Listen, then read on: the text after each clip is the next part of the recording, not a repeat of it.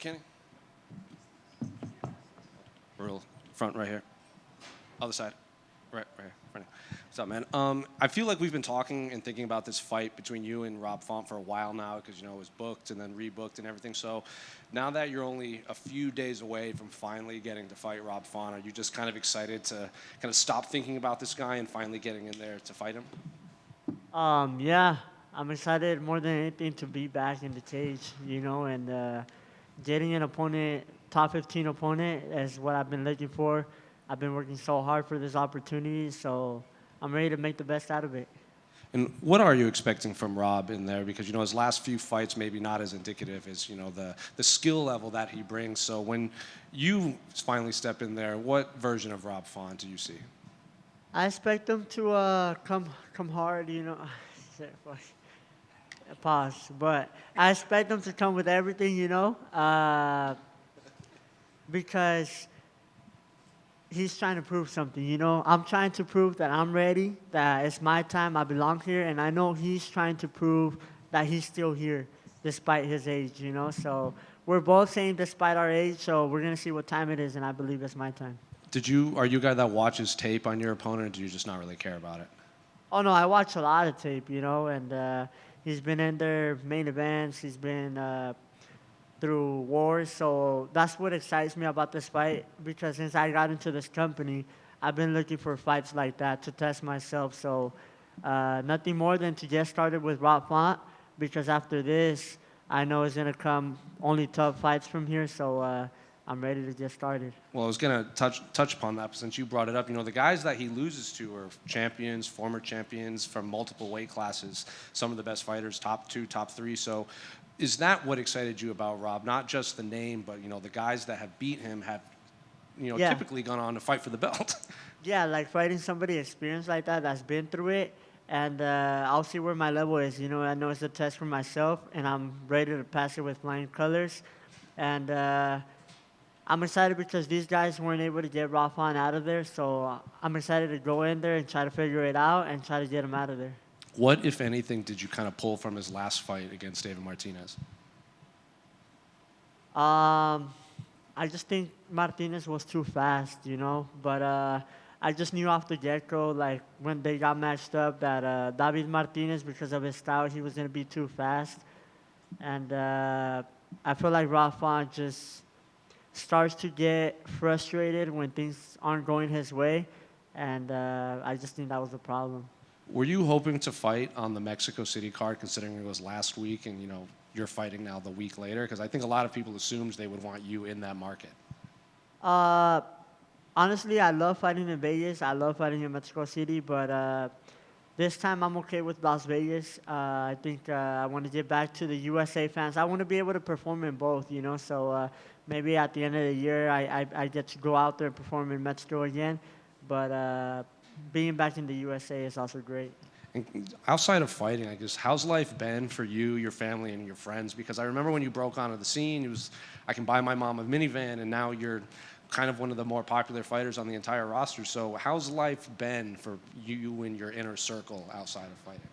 It's been good. I mean, they keep me humble, and I'm excited because after this fight is a life-changing moment this Saturday. I can change my life and upgrade from like a minivan to like a Lamborghini Urus, some shit like that.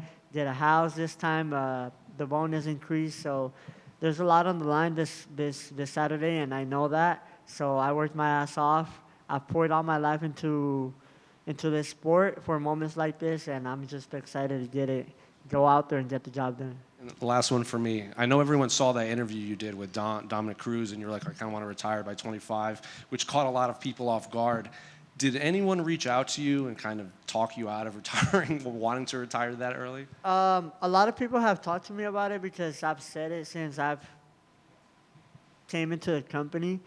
But obviously, God has a plan for us, so that's just me having a vision, but it could probably be potentially longer. We never know. But all I'm saying is once I get everything I want in this sport, I get the job done, I get my titles, then I'm out of the sport, But so far, it's going good, exactly as planned. And if I get ranked, for example, this Saturday, then I'm a 21-year-old ranked, and I'm a few fights away from the title. So the 25-year age might be looking good for retirement. So with a win, are you going to expect 5-round main events after this? Because usually that's what happens when you get a ranking next to your name, especially in this division. Yeah, I'm ready. I'm ready to go for main events. But more than anything, I'm just focused on the title, enjoying the process, enjoying the journey, and whoever they put in front of me, I'll be ready. But right now, I'm ready for Rob Font, ready to show the best version of myself, and get the job done. Hey, Raul, back here. Straight up. Raul, if I'm not mistaken, this is your first fight in Las Vegas since turning 21. I mean, now you can have a big after party, you know, legally and everything.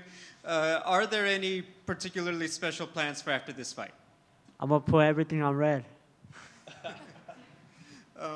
And then, ironically, in the other direction, obviously you've been, you know, the poster guy for, you know, the next generation, these young up-and-comers in MMA. Now, a few years into it, what's it like for you to see, you know, now more and more young people, you know, teenagers getting into early adulthood, becoming pros, and just kind of also adding to that next generation of talent coming up? It excites me. You know, I just think that the new generation is here, and that the sport is evolving. You see young people on all the sports now dominating, you know, so that's what excites me about specifically this fight too, is the new generation against the old generation. So we're gonna see who's got it, you know. You know, final one, you see them promoting, you know, Joshua Van, Tatsuro Taira, first title fight between two guys born in the 2000s. When you see, like, you know, the graphics like that, do you also see yourself like, hey, like, it is going to be our turn for a guy like me coming up soon? Yeah, definitely. But I give all like props to Tatsuro and Joshua Van doing it at a young age, you know, and it excites me because, like I said, it's the new generation that's taking over the UFC, and you see new people getting signed that are my age. I think there's a couple people my age already in the UFC, 21. So I'm excited to keep opening the doors for the young people. Thank you. Raul over here. Raul, I had a question. You were talking about the new generation, and when we watched the last fight of Lonnie Kavanagh, for example, he fought also a former champ and a big guy, big name. What would you say is the biggest difference between the new generation, and what's the switch you guys made? Why you go so hard like you go as a MMA fighters? I just think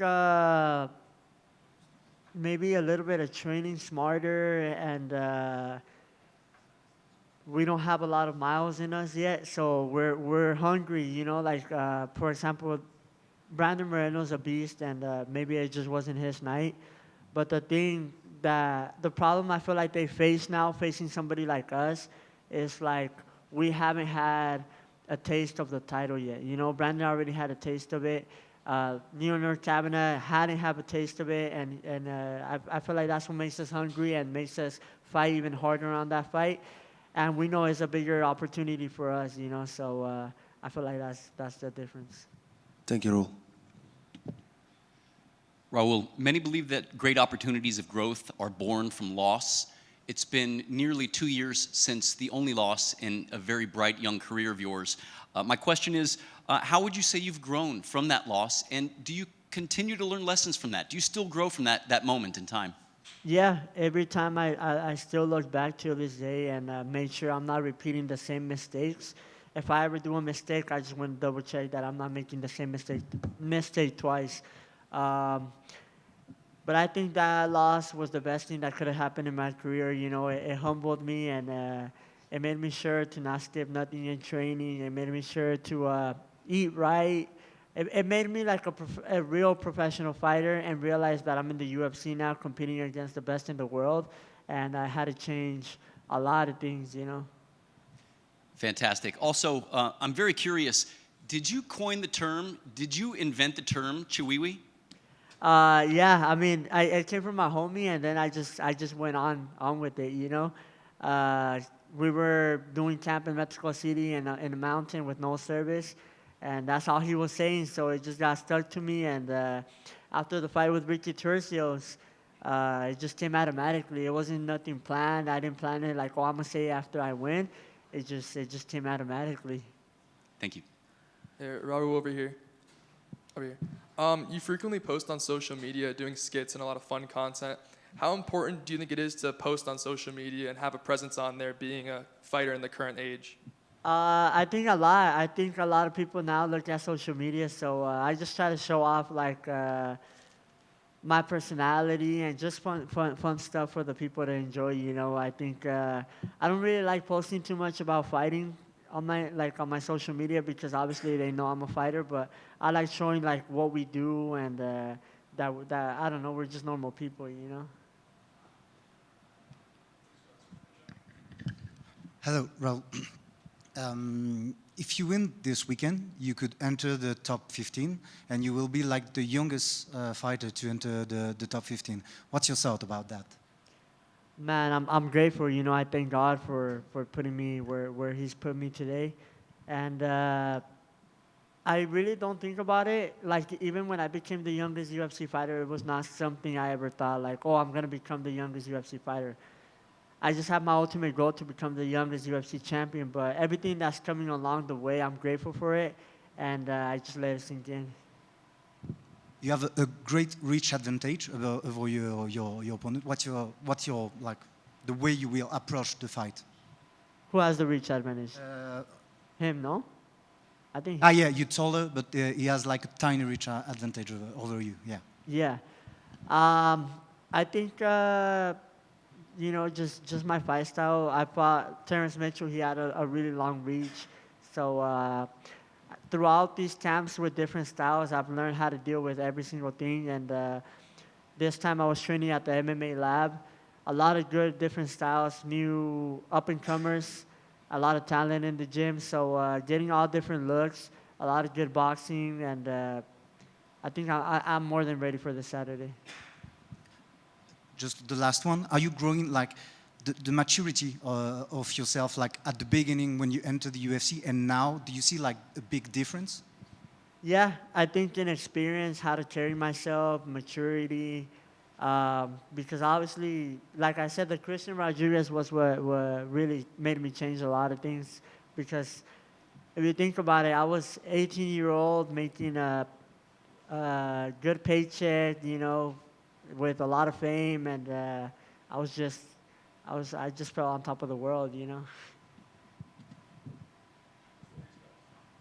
Hi, Raul. I'm from Chinese media, Migu. We have a lot of young fans on Chinese social media, and they gave you a nickname. It's called 紧凑哥.